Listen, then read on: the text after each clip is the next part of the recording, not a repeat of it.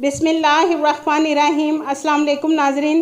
सऊदीया में मौजूद जिनके अकामे एक्सपायर हो गए और वो अकामा तजदीद करवाने के लिए 10,000 से ज़ायद फ़ीस अदा नहीं कर सकते तो वो पाकिस्तान जाना चाहते हैं, या जिनके हरूब लगा है तो वो तरहेल जाए बगैर कैसे पाकिस्तान जाएंगे। मेरी इस वीडियो को मुकम्मल देखें ताकि आपको पूरी मालूमात हासिल कर सकें, और साथ में बसमा न्यूज़ को सब्सक्राइब कर दें और बेल आइकन को प्रेस कर दें। नाजरीन, पाकिस्तान एम्बेसी ने इस वीडियो में तरीक़ाकार बताया है कि कैसे एक्सपायर अकामा और हरूब वाले पाकिस्तान जाएंगे। इस वीडियो में देखें तरीक़ाकार क्या है और अकामा एक्सपायर वाले बिना फ़ीस के और हरूब वाले कैसे बिना जेल जाए वो पाकिस्तान जा सकते हैं। तो नाजरीन, मेरी वीडियो मुकम्मल देखें। बिस्मिल्लाहिर्रहमानिर्रहीम। मेरा नाम अब्दुल शकूर है और मैं community welfare अटैचे 1 Pakistan embassy Riyadh में काम कर रहा हूँ गुज़श्ता 4 साल से। तो पहले तो शुक्रिया कि आपने हमें कांटेक्ट किया और इस मामले में कि हम लोगों को आगाही के लिए, गाइडेंस के लिए, रहबरी के लिए जो काम आजकल हो रहे हैं और ज़्यादा हॉट टॉपिक्स हैं उस पर हम आपको आगाही दे दें। तो जो लोग पाकिस्तानी माशाल्लाह यहाँ पर बहुत ज़्यादा मुकीम हैं और सबसे ज़्यादा डायस्पोरा पाकिस्तान का यहाँ पर है, ऐसे लोग जिनके हरूब लगे हुए हैं, एब्सकॉन्डर फ्राम वर्क हैं। पहले तो ये सिलसिला था कि सारे के सारे लोग तरहील में गिरफ़्तार होते थे, 15-20 दिन वो जेल में रहते थे, उसके बाद उनको भेजा जाता था और वो ब्लैक लिस्ट हो जाते थे। तो आजकल भी ऐसी कसीर तादाद मौजूद है और कोविड की वजह से वो बेचारे परेशान हैं, उनके इकामे भी ख़त्म हैं और हरूब भी है, किसी मेडिकल फैसिलिटी को भी अवेल नहीं कर सकते। तो उनको पाकिस्तान आसानी से भेजने के लिए हमने 12 मीटिंग की यहाँ के लोकल जवाज़ात के ऑफिस से, और हमारी इस मीटिंग के नतीजे में उन्होंने इस बात पर रियाज में कम अज़ कम ये आसानी मुहैया की है कि ऐसे सारे लोग जो हरूब ज़दा हैं, जिनको हरूब लगे हुए हैं, वो सफ़ारत पाकिस्तान में आकर अपनी नाम रजिस्टर करवाएंगे।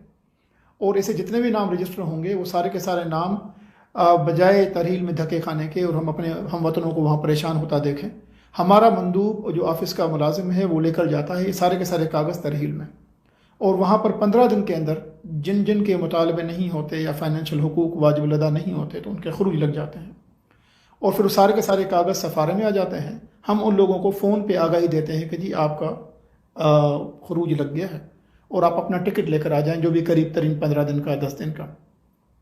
जैसे वो टिकट लेकर आता है हम उनको खरूज का पेपर उनके हवाले करते हैं, और वो बग़ैर जेल में गए हुए और बग़ैर तरहील के डिपार्टमेंट के धक्के खाते हुए और ज़्यादा खर्चे से बचने की वजह से और ये आसानी से और आराम से पाकिस्तान पहुँच जाता है। इनके अलावा एक कसीर तादाद ऐसे लोगों की भी मौजूद है जिनके इकामे ख़त्म हैं, और इकामे ख़त्म का जैसे हम सबको इल्म है कि इकामे की फ़ीस है और अच्छी खासी फ़ीस होती है, 10,000 रियाल से ज़्यादा मेडिकल इंश्योरेंस मिलाकर। तो काफ़ी ऐसे हमारे हम वतन हैं जिनके इकामे या तो कफ़ीलों की शिरके ब्लॉक होने की वजह से या अपनी गलतियों की वजह से वो इकामे ख़त्म हैं और उनकी फ़ीस भरने के उनके पास पैसे नहीं हैं और वो जाना चाहते हैं।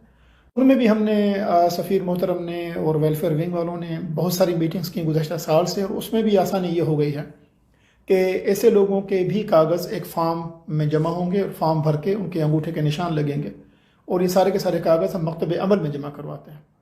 मकतब अमल उनके इकामों की सारी जो फ़ीस हैं जो हज़ारों रियाल में बनती हैं, वो बजाय उस पाकिस्तानी वर्कर से लेने के उनके कफ़ीलों के ज़िम्मे डालकर उनके अकाउंट में और इनको रुख्सा अमल बना देते हैं, रकम सादर इशू करते हैं। वो रकम सादर जब इशू होकर हमारे पास आता है तो हम उसकी लिस्ट फेसबुक पे लगा देते हैं।